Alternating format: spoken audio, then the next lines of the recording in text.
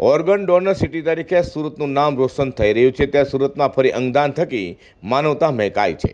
સુરતના પાસોદરાના 69 વર્ષીય વૃદ્ધના અંગોનું દાન કરવામાં આવ્યું હતું, જેમાં વૃદ્ધના લીવર, 2 કિડની અને હાથ તેમજ ચક્ષુદાન કરાયું છે।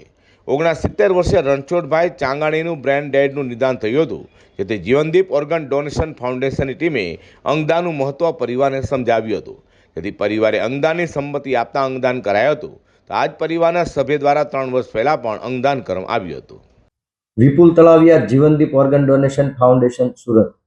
ગતરોજ પીપી સવાણી હોસ્પિટલ ખાતેથી ડોક્ટર જિગ્નેશ ગંગડીયા સાહેબનો ફોન આવ્યો હતો। અમારે ત્યાં એક 68 વર્ષીય દાદા છે, જેઓ બ્રેન્ડેડ છે, આપ આવો તો પરિવારજનોને મળીએ અને અંગદાન માટે સમજાવીએ। ચાંગાણી પરિવારના રણછોડભાઈ દ્વારા 6 અંગોનું દાન કરવામાં આવ્યું છે। 6 લોકોને નવજીવન મળ્યું છે।